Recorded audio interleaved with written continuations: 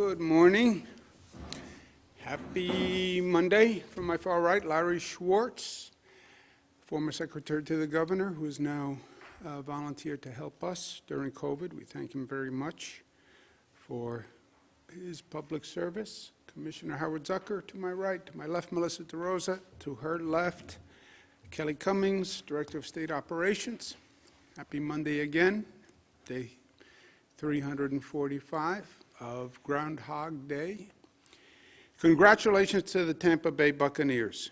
Would have liked to see a New York team in the Super Bowl, obviously, but that did not happen this year. Next year is a different story. It was an amazing game, and what's right is right. Congratulations to the Tampa Bay Buccaneers. They won big, they deserve it. Mr. Tom Brady, who has long been a nemesis to New York teams. He played with the New England Patriots, and we had a great New York rivalry with the New England Patriots for many, many years.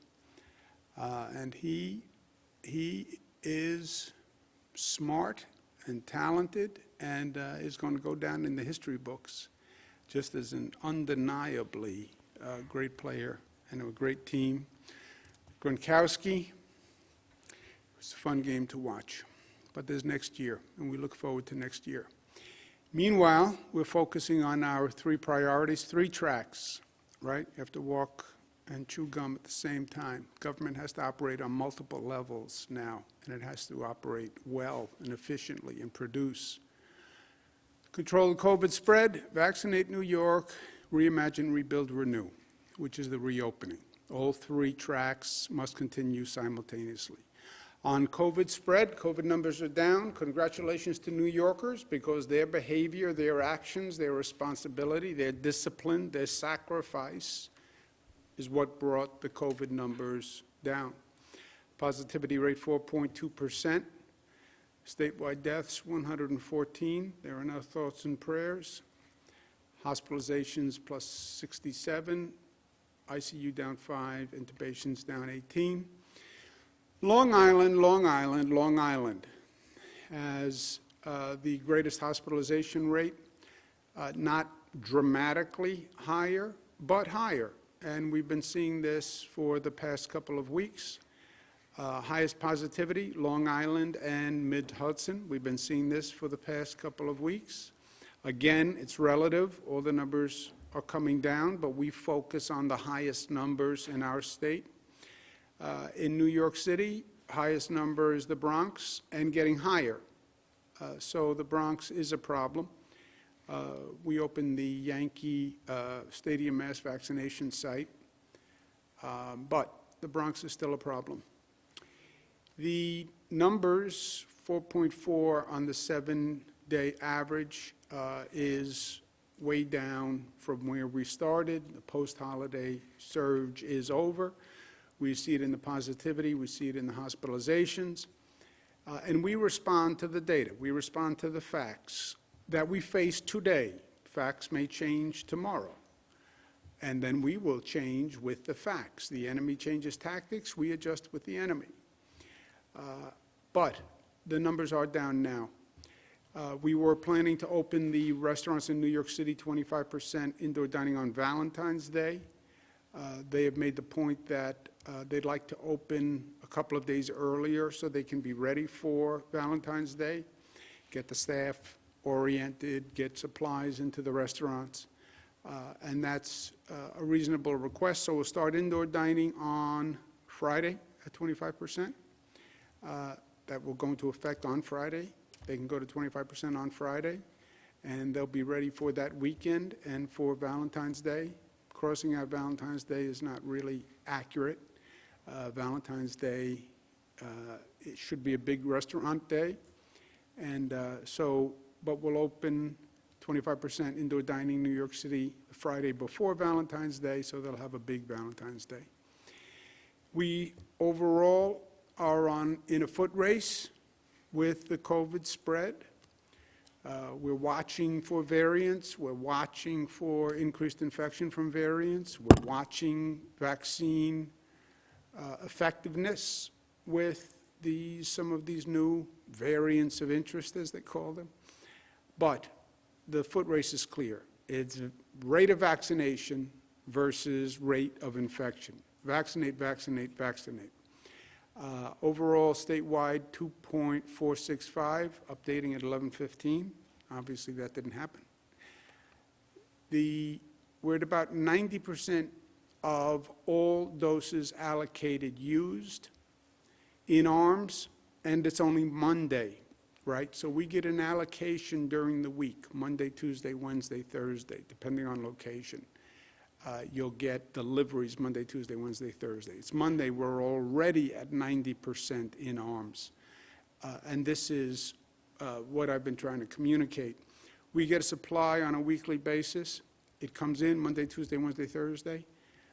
It's Monday, already 90% of that allocation is done, so we go week to week. By the end of the week, we basically exhausted the entire week's allocation, and then we wait for the next week's allocation. What has been helpful with the Biden administration is we know what we're going to get for the next 2 or 3 weeks.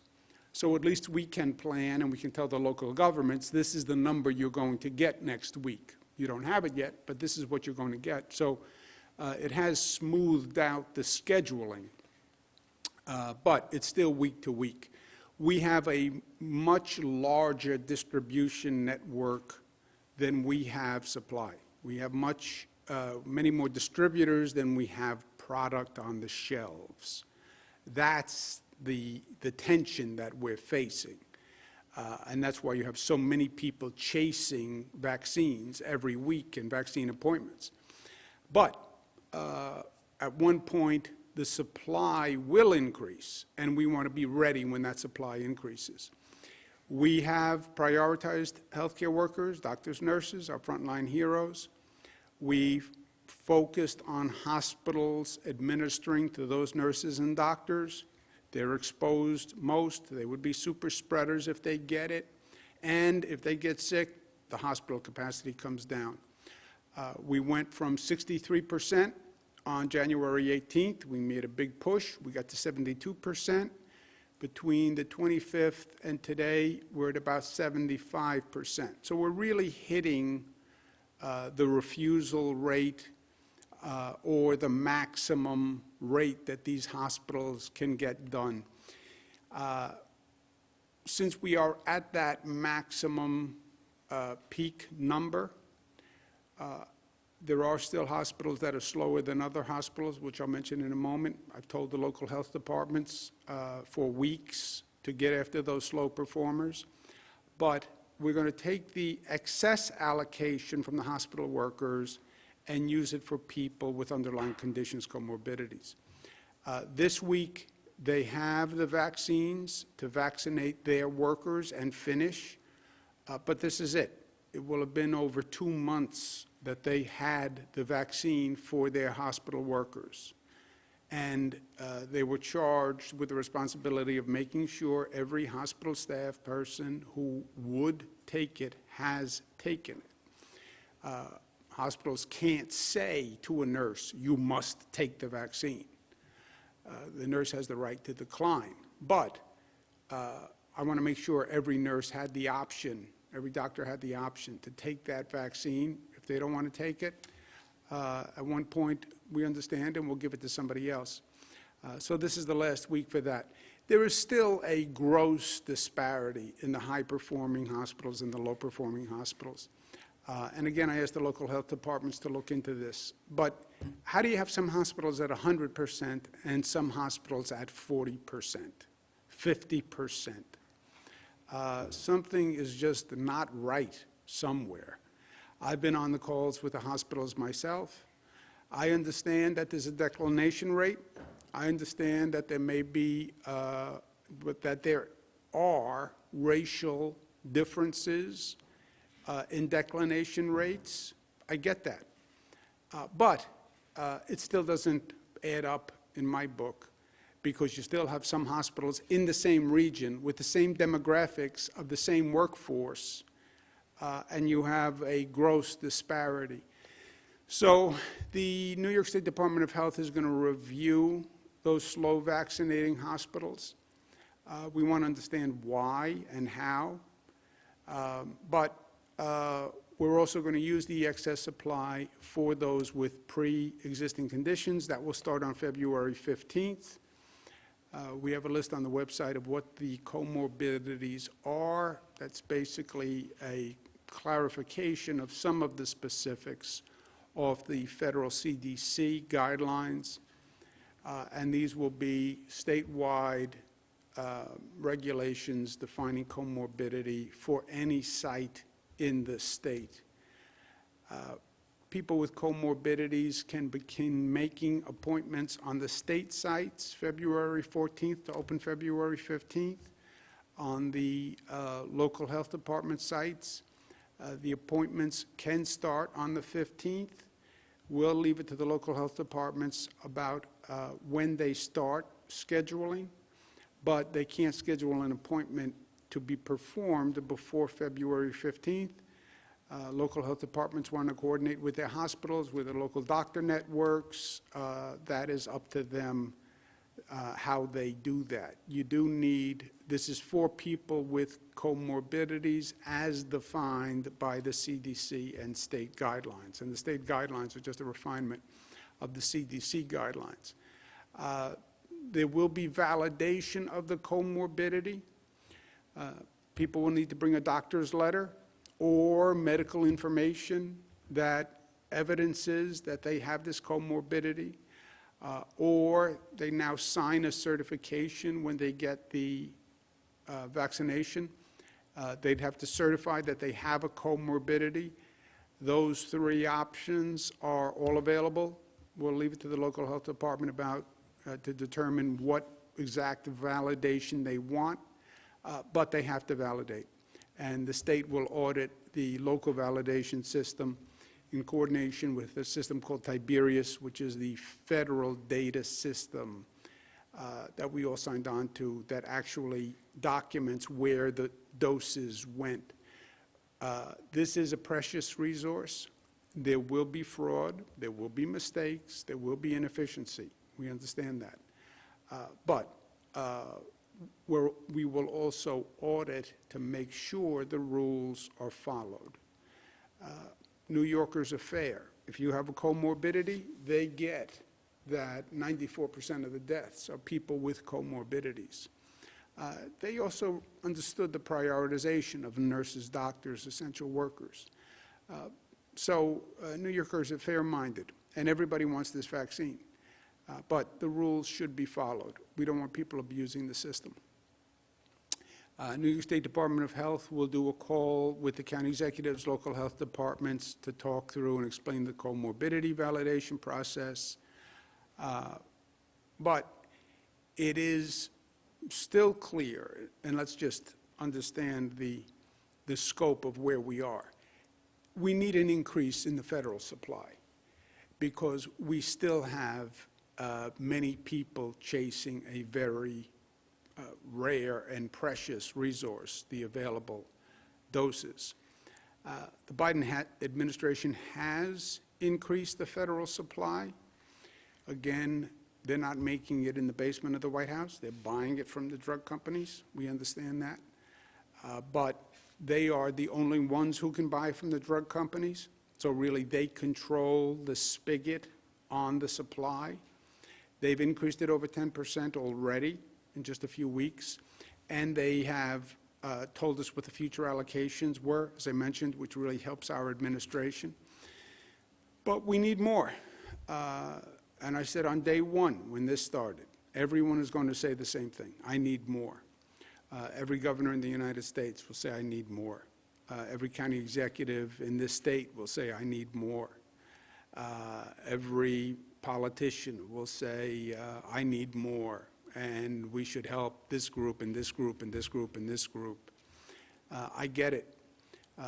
Everyone understands the dynamic.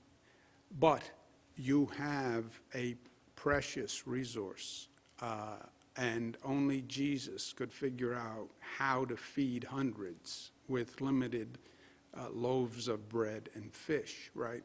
So we need to be fair in the allocation until the supply increases. What could make a big difference in the supply? Johnson & Johnson. They filed for emergency use authorization. That could be a game changer. Single dose, no super cold, refrigeration chain needed. That could make a major difference. So we need that major difference. We need that bump in the supply. Second doses now are allocated by the federal government. Here's your first dose, here's your second dose.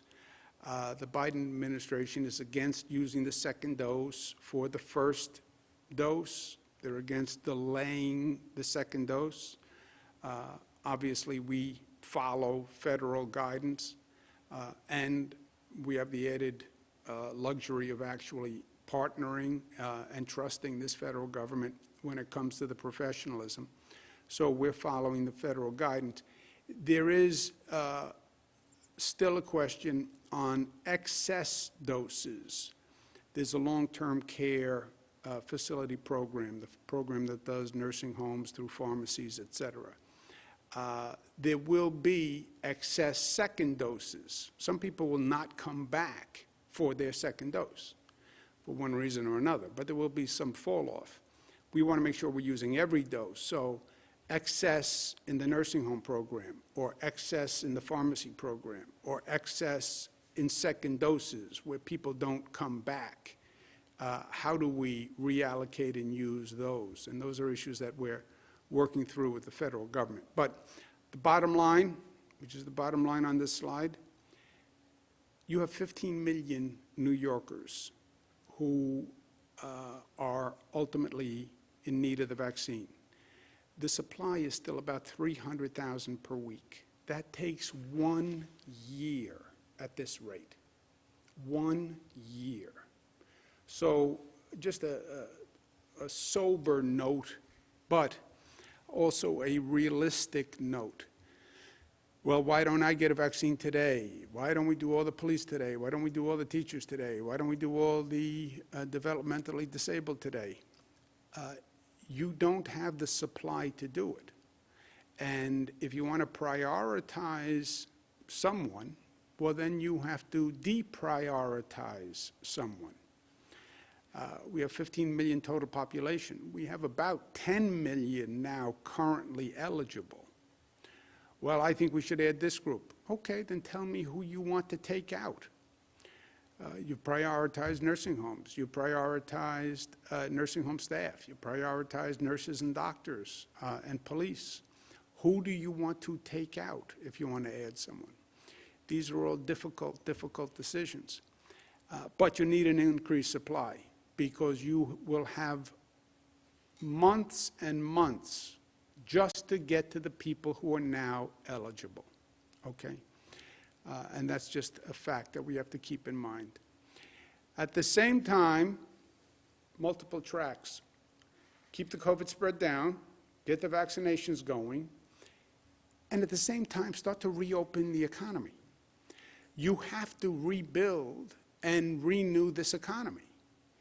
Yes, the vaccine is a light at the end of the tunnel. There is no doubt about that. But we have to create that light. We have to make it happen. It's not going to be a situation where the economy will just come back. We have to make it come back. And we have an opportunity because COVID caused a global crisis. You have states all across this nation, you have cities all across this planet that went through this, and the question is going to be who adjusts to the new dynamics fastest and best. And there's an opportunity in that. Whatever economy most quickly adjusts to the new dynamics, that will be the economy that thrives the most, right? So, step one, we need Washington to actually provide state and local relief. President Biden has promoted it and proposed it with $350 billion in state and local aid. House has agreed, Senate has agreed. Now the question is going to be the fairness in the distribution of the $350 billion. And our point is, I know the federal government wants to help many sources, but provide the state with state relief that it needs so we can balance the needs in this state. And our needs are $15 billion. Fairness also means repeal the unfair SALT assault, which when the Trump administration passed the SALT tax proposal, that was targeted at this state and cost this state more than any other state. Everyone said it was unfair. Everyone. We sued the federal government. The litigation is still open. Everyone said it was unfair. Okay, now you're in charge. So undo the unfair law, the SALT tax reform under Trump, and reduce New Yorkers' taxes overnight. Every day SALT stays in place costs the people of the state $34 million. $34 million every day. We have so many needs that we want to take care of, and bona fide needs. And it's all about resources, and every day we send $34 million more to Washington because of this SALT law. Anyway, the economy is not going to come back on its own fast enough. It's not about taking the posture of, well, the economy will come back when the economy comes back. No. We have to bring the economy back. It's how fast we reopen, how we reimagine, how we rebuild. This is not a passive time in life. This is a time where our actions will dictate the consequences. So we want to be aggressive about the reopening. Cities have taken a real blow during COVID. That's true internationally for a confluence of events. But what makes a city, and the reason why people live in a city rather than in a home in a rural setting, is that a city provides cultural and creative synergies. That's what makes a city. That's why people want to be in density, because they want that energy, they want that stimulation, they want that sharing. A big part of that is the arts and the culture. And that has been shut down all across this country.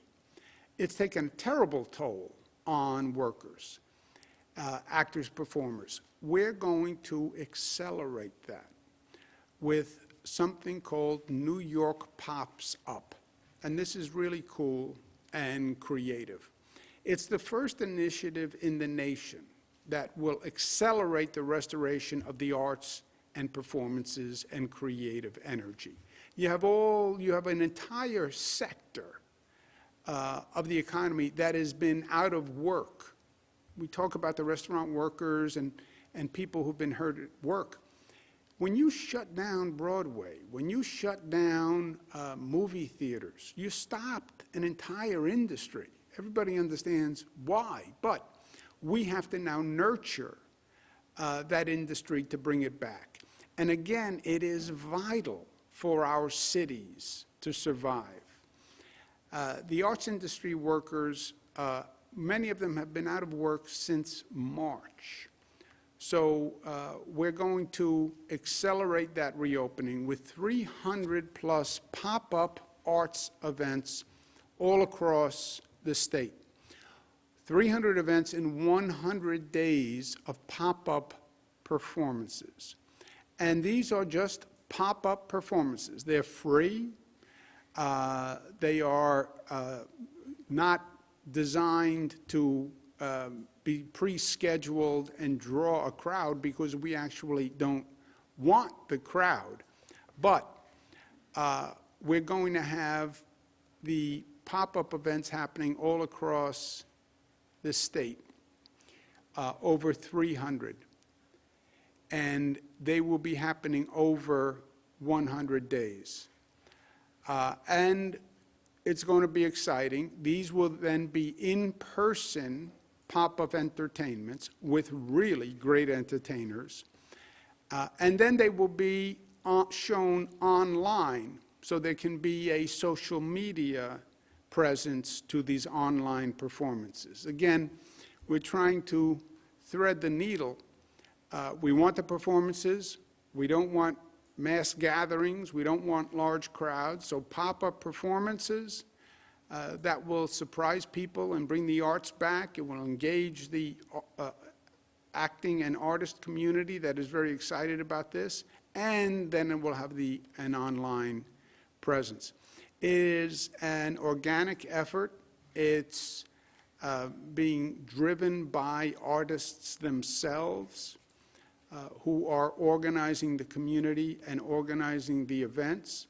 And they've already put together a list of really great performers, many of whom have been idle for months, and they want to be part of restoring the arts. They want to be part of restoring New York and bringing joy to people. So they've already enlisted quite an impressive list of people who will be participating in the online pop-ups. Opening day is February 20th. There's going to be a special performance at the Javits Center as a tribute to healthcare workers who really have been phenomenal heroes all through this. This is who's going to perform on the opening weekend. We're also going to have a special series of events in Brooklyn, New York, so this is going to be exciting.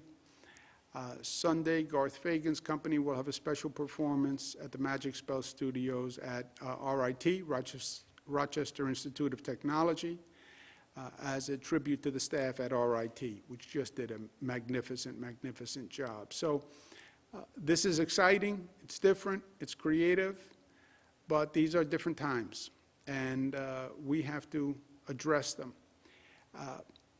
Pops Up will start with these pop-up performances and then migrate to the reopening of venues for arts. Again, our rapid testing, our testing protocol, opening sites with testing is something where New York wants to lead the way. You have venues like the Shed, the Apollo, Harlem Stage, Alice Bush Opera Theater, that we can start to reopen with testing. So we'll start with the pop-ups, we'll then move towards reopening venues with testing on a limited basis, and this will crescendo through the summer with the 20th anniversary of Tribeca and the opening of Little Island at Pier 55. This is deja vu. 20th anniversary of Tribeca. Tribeca started in New York City post 9/11 to get people comfortable with downtown Manhattan post 9/11 and reintroduce them in some ways to downtown Manhattan post 9/11. And now the expansion of the Tribeca concept is to reopen the economy overall in the state and reopen it through the arts. So what Tribeca did so well 20 years ago, we now need on a massive scale statewide. Also, Little Island at Pier 55 is on the west side of Manhattan, and it is a great development that is done on the Hudson River Park by Hudson River Park Trust, which is a state agency, joint state-city agency, and the Barry Diller Foundation, which has created an architectural marvel, and it's a great venue for the arts. So it will build up to that in the summer months. I want to thank Jane Rosenthal and Scott Rudin, who are fantastic New Yorkers and fantastic professionals, and they've been very helpful in organizing this. And as I said, it's exciting and it's different, but it's going to make a difference. And New York leads, and we're going to lead in bringing back the arts. Because we're at a point in time where the future, my friends, is what we make it. The future COVID rate is a function of our behavior. How fast does the economy come back? How robust? It depends on what we do.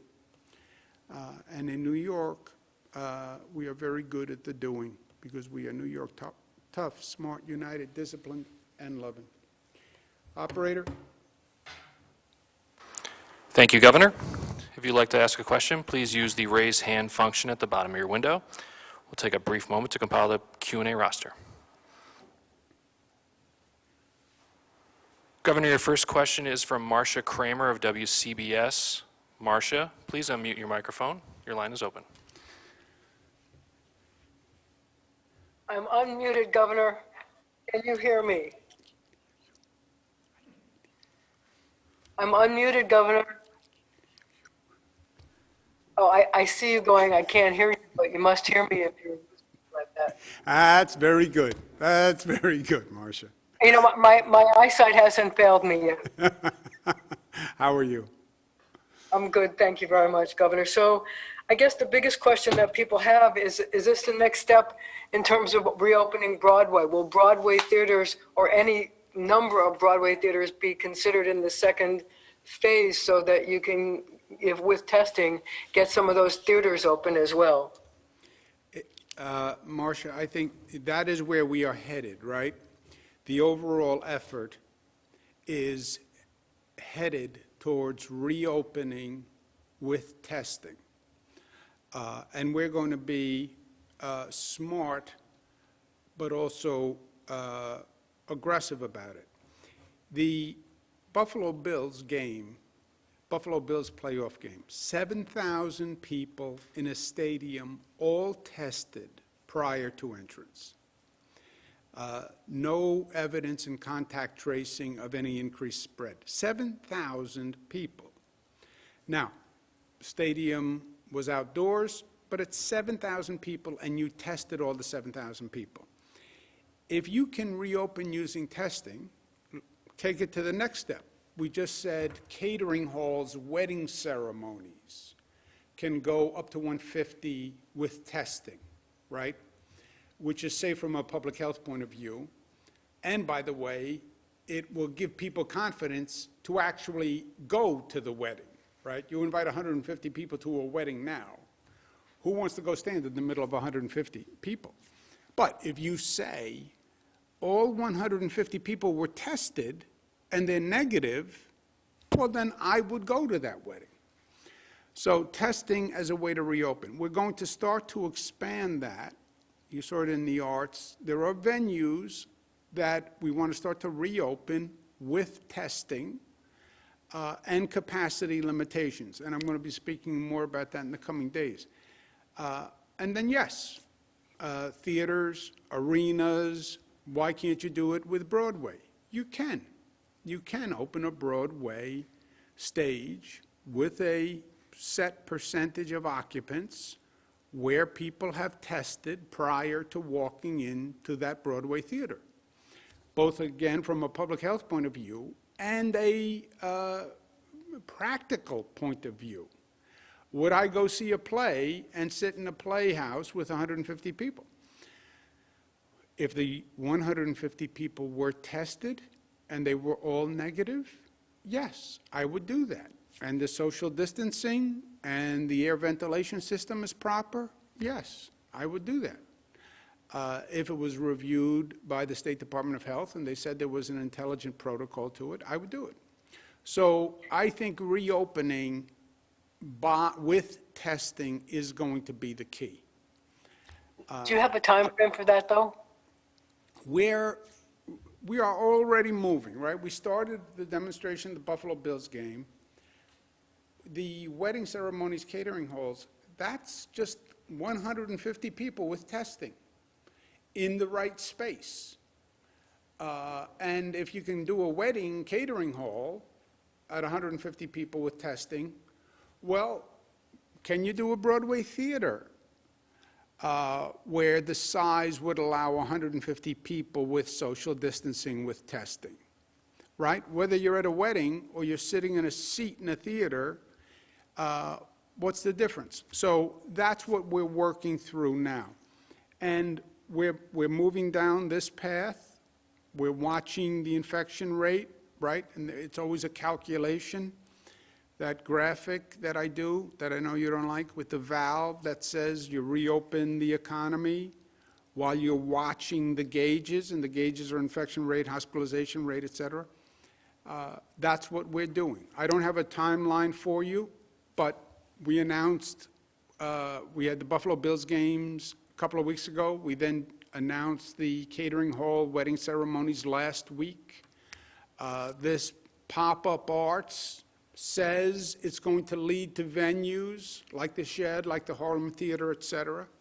So we're working down that path. I don't have a firm timeline for you, but that's the path we're headed while we're watching the infection rate, hospitalization rate at the same time. One hand on the valve, one eye on the gauges of the infection rate, et cetera. One hand, one eye doesn't really work, but I hope you get the basic point. A.J. Parkinson said one hand and one eye is really all you need. Thank you, Marcia. Next question, operator. Thank you, Governor. Next up, we have Gabe Gutierrez of NBC News. Gabe, please unmute your microphone. Your line is now open. Hi, Governor. How are you? Thanks for taking the question. Thank you, Dave. So, Governor, I get that you've said that, it's important for public officials to be nimble, flexible, and that the coronavirus changes tactics. But, there have been some questions about how you reversed your position on restaurant workers being eligible for the vaccine. And it took a few days for the screening website to reflect that. And on Friday, as you mentioned earlier, you announced hospitals would have a week to vaccinate the rest of their workers. That caught some people off guard. And the comorbidities that you announced in that tweet on Friday have yet to be reflected on any of the screening websites. You said earlier you'd have to wait until the 14th to make those appointments. But Governor, what would you tell people who say that the entire process is too confusing or that you're winging it? Then they don't, I would say, Dave, they don't understand where we are. There is no plan or strategy that does not adjust to the virus and the circumstances. And the virus changes. And by the way, if you don't change with the virus, you lose. You lose. You have two variables: the infection rate of the virus, by the way, variants of interest of the virus, hospitalization rate of the virus, effectiveness of the vaccine against the virus, right? That's one cluster of variables. And then you have the supply of the vaccine and how much you're getting. And those two variables change, you have to change. You are responding to variables outside of your control. I don't control what COVID does. I don't control the infection rate. And I don't control how many vaccinations we get, how many doses we get. I can just react to those changes. We talked about 11 times before the holiday season, don't celebrate smart. If you have large social gatherings, you're going to see the virus increase, you're going to see the virus increase, you're going to see the virus increase. The number went up. What did we have to do, Dave? We had to adjust to the COVID increase in infection rate. Well, why didn't you just ignore it? Because if we ignored it, it would have overwhelmed the hospitals, more people would have died. Well, why didn't you stay consistent? Because the facts changed, right? You're planning to stay home today. Somebody walks in the house and says, the house is on fire. Why don't you say, well, my plan is to stay home, so I'm staying home despite the fire? Wouldn't be smart. So you adjust to the increase in infection rate. How many vaccine doses do you have? I can tell you what I have next week. I can't tell you more than that. Now, if Washington tomorrow announces we're going to get more dosages, you know what we're going to do? We'll adjust to that new fact and that new information. And if our doses increase 5% tomorrow, then I'm going to have a new plan as to how to use that 5%. That's called intelligent, adjusting to the plan. Yes, you adjust the plan when the facts change. You're staying home today, Dave? The house is on fire. Next question. Plan operator. changes. Hold on a second. Melissa, Thanks, Governor. Melissa has an analogy, and my house is on fire. I don't know that I have an analogy, but I was just going to say to the governor's point, you know, we woke up, I think it was 2 Tuesdays ago, and we had a plan, and then the CDC went out and announced you should do immunocompromised and 65 plus. Maybe it was 3 weeks ago. The days all run together. But immediately the public and the press says, what are you going to do? What are you going to do? What are you going to do? And we do our best understanding the demands of the public, wanting information, wanting answers. We sympathize with people who desperately want this vaccine and who are eager to get more information as to when they can go, when they can sign up, when is it my turn. But to the governor's point, we are in a position where we are reacting to things that we are directly out of our control. So we're doing our best. On Friday, we said it was going to be the 15th. That's the most lead time I think we've given on almost anything during this pandemic. I remember early on, we announced in the morning that the entire state was closing that night. But it's going to continue to be a push and pull and a frustrating process, and we ask the public just to be patient, and we're doing our best. And as the information changes, you are going to see changes coming from the administration. As we can get more vaccines out there, we are going to be adding to the eligibility category, and everyone here is just striving to make sure that every New Yorker can get on with their lives as quickly as possible, which I think is what we all want and need. Yeah, and Dave, let's not lose all intelligence, right, and all common sense. When the federal government announced we were getting 10% more vaccine doses, then I said we have more doses available, and we added restaurant workers. We are now, I believe, at our max on hospital workers, where we're at about 75% of hospital workers have received the vaccine. We're at 72, 73. About 10 days ago. I don't see that number going any higher. We do have an issue why the low-performing hospitals were so much lower. But let's free up those unused vaccines. I'm not going to leave unused vaccines on a shelf waiting for hospitals to get past the declination rate. So you adjust to those facts. The White House controls the supply. They've increased it once. We're going to have a conversation tomorrow. They may increase it again. They may reduce it. Depending on what they decide, we will then change our plan. So yes, well, there's a lot of changes. Yeah, welcome to the war, my friend. Next question, operator. Thank you, Governor. Your next question comes from Sandra Tan from the Buffalo News. Sandra, your line is now open. Please unmute your microphone. Hi, Governor. Thank you. I had 2 questions. First is, if an otherwise healthy individual falsely certifies that they have some underlying condition like diabetes or high blood pressure, would that individual face any consequences for getting the vaccine under false circumstances? And my second question is, the state's vaccine tracker shows how many doses have been administered in each region, but not how many people have actually been vaccinated.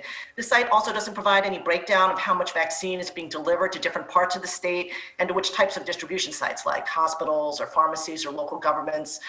Given the interest in vaccine distribution, is that something, is that information that can be added?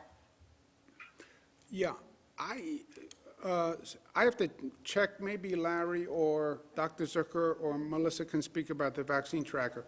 On your first question, look, everybody wants this vaccine. There was a lot, when this started, the skepticism about the vaccine was very high. And by the way, the skepticism about the vaccine is still high and is higher in Black and Hispanic communities, and it's a problem, and we have to deal with it. But when it became so rare and hard to get, there was like a shift where the demand went way up when people knew they couldn't get it. When it became rare and precious, then more people wanted it. So you now have roughly 10 million people every week chasing 300,000 vaccines. And you have people who sit on a computer all day trying to get an appointment for their mother or their grandmother or their grandfather or their brother or their sister. And they just sit there hitting the refresh key, and they look at all different sites from county government, state government. They're making phone calls. You have people who are desperate, right? Because they've been at home, they're locked up, they're afraid. So it is a precious resource. It is so precious that I believe some people will commit fraud. I was a former district attorney. I was a former attorney general. You tend to view these situations with an eye towards when you have a scarce resource and high demand, what might happen. There may be fraud. We've already seen cases of people selling the vaccine wrongfully, stealing the vaccine. It's a valuable commodity. People would pay a lot of money for a vaccine right now, some people. So yes, if fraud is fraud, and we've asked the people of this state to be reasonable in prioritization, and I feel good defending the prioritization.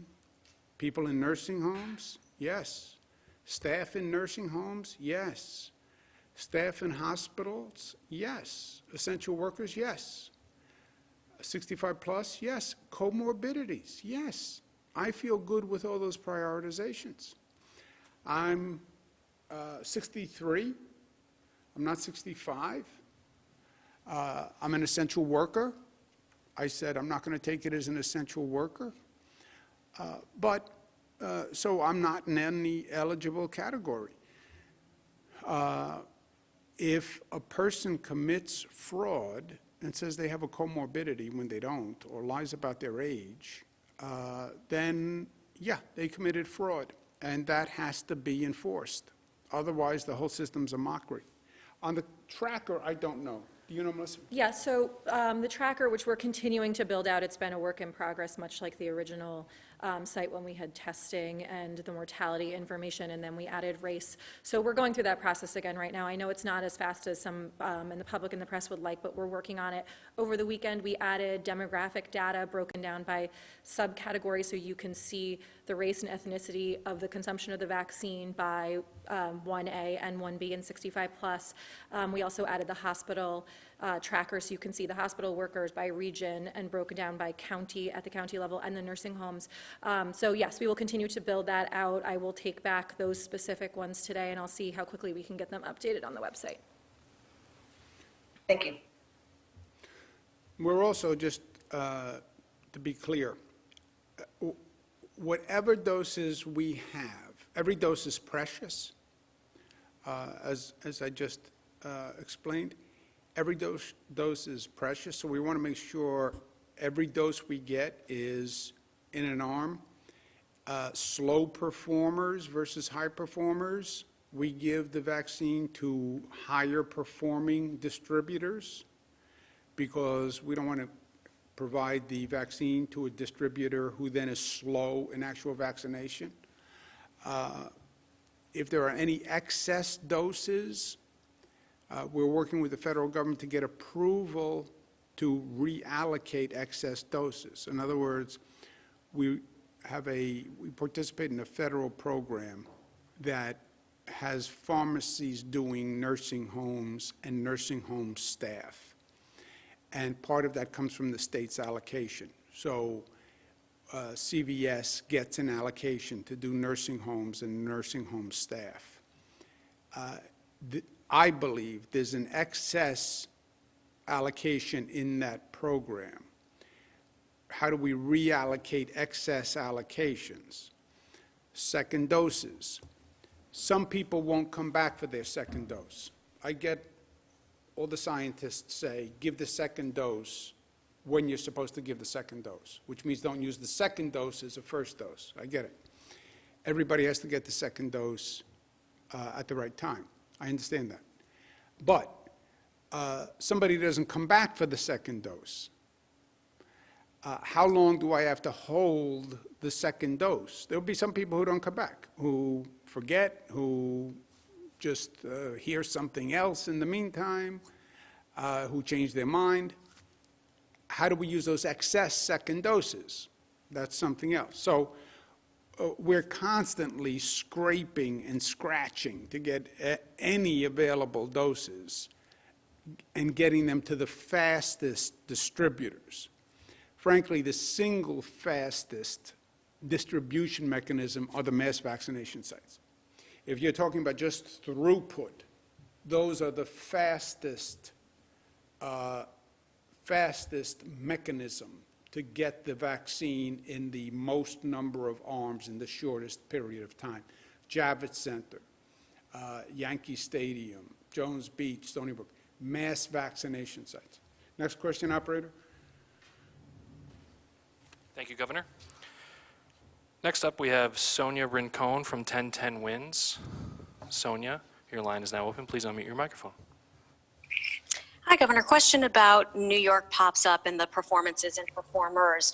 Will these be union performances? As you know, many union performers now no longer qualify for their usual health insurance because they barely worked in 2020, and unions help set safety guidelines. I would have to, Sonia, first, good to hear your voice, Sonia. I do not know is the honest answer. So I would have to check. The question is, are all the performers union performers? I don't know. I will check and I will have them get back to you. Thank you. Next question, operator. Thank you, Governor. Next up, we have Narmeen Chaudhry from WPIX. Narmeen, your line is now open. Please unmute your microphone. Thank you. Hello, everyone. I want to ask you a bit of clarification in regards to the healthcare workers. You essentially said this is a final week for hospitals to get their healthcare workers to get the vaccines that have been allocated to them. But a point of clarification, could they change their minds? Do they have to go through the state like everyone else when it comes to that time that they perhaps want it later on? Also, I want to slip in one more quick one. Long Island, you've mentioned for a couple of weeks as being a problem area, but I have not seen them included in the microcluster strategy yet. Is there intention to do so? Yeah, I only heard about 1 out of every 4 words, so I think I get the gist of the question. The healthcare workers, a hospital has had over 8 weeks to vaccinate their healthcare staff, okay? And these are people who don't have to go anywhere else. They're in the hospital, just come to in the hospital, give you the staff in the hospital. I have been pushing every briefing, hospital management to get as many hospital workers vaccinated as possible. We're up to about 75%, which is good. When we started, we were like in the low 60s. There is going to be a percentage of people who will not take it, and I understand that. There's a differential now between the black and Hispanic community that has a higher declination rate than the white community. We're working on that. But you're at 75%. Is the declination rate about 25%? Maybe. But it's been 8 weeks, and we've done everything we can, and we're going to use the excess. Anybody who changes their mind, we get from the hospitals on a nightly basis how many people are on their staff who have not declined and would take it. And we'll make sure anyone who will take it will have the allocation. We just don't want to allocate more than we're needing. That's true on the hospital program, that's true on the nursing home program, and that's true for the second dose program. Allocate what you need, but not more than what you need. Hospital worker who changes their mind, the hospital says, I need some dosages for them, and the hospitals will continue to get an allocation, just not as great as they have been getting. The nursing home program, I believe there is excess in that program that we can reallocate. Second doses, I believe there are some people who are not coming back for the second dose. And I believe we can use better allocate that excess. So we're doing that across the board. Let's take one more, please. Operator. Thank you, Governor. Your final question comes from Andrew Siff of WNBC. Andrew, your line is now open. Please unmute your microphone. Good afternoon, Governor. So with regard to making appointments for the comorbidities, if I understand correctly, your website will open with that as a possibility on Sunday. We're talking about potentially millions of people in these categories. How ready is the state's portal to accommodate that? And should people expect it to be sort of sold out and filled up almost instantly? I think, Andrew, I will confirm either Melissa or Larry or Howard or Kelly on the time it's opening. Look, you are right, and let's state it even more bluntly. 10 million New Yorkers are chasing 300,000 vaccines. 10 million New Yorkers are chasing 300,000 vaccines every week. That's what's happening.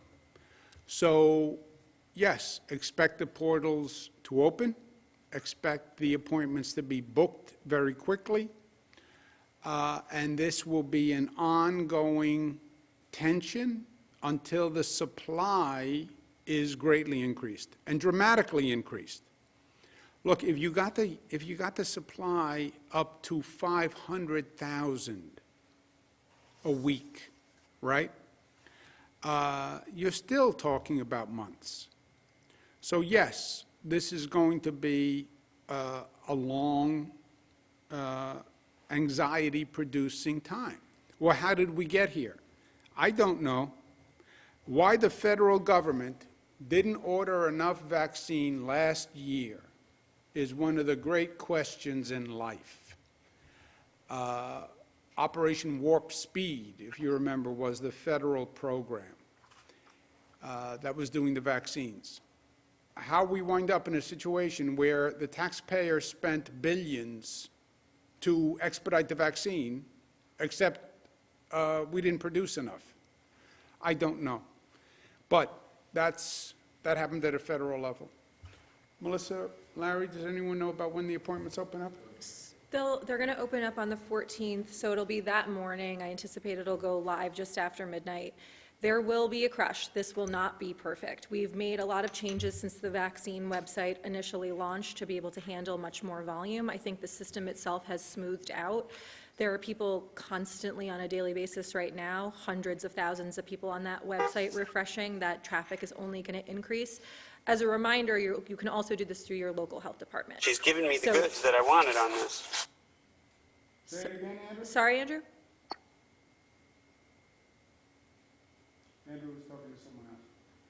Well, in any event, the local health departments are also going to be doing this. As the governor said, we're taking the allocation that was going to the hospitals that have finished their hospital workers, and we're giving it to the local health departments.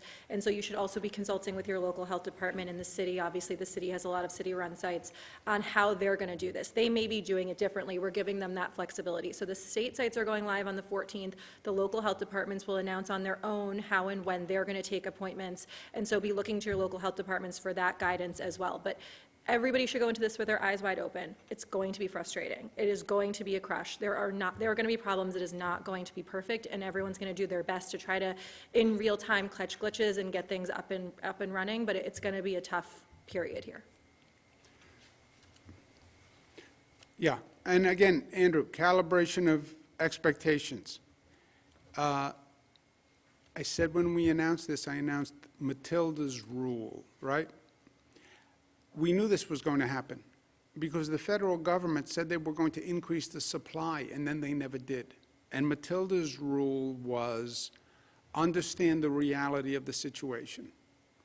300,000 people chasing, 10 million people chasing 300,000 vaccines. That's the reality. That's not going to change for months. For months. So if you think, well, I'm eligible, well, that means I can get one next week. No, because you still have to deal with the fact that there are only 300,000 doses and 10 million people chasing the 300,000 doses. That's the difficulty in this situation. That's the difficulty that the Biden administration inherited, by the way. And what you'll see is people's patience will get frayed more and more, because this is going on for months at this rate. 4 months. So Melissa's point is patience. Yes, patience, and they need to understand the facts, why this is happening. It's not because there's a portal problem or a software problem or it's because you have 10 million people chasing 300,000 vaccines every week, and that's not going to change. Okay, thank you very much.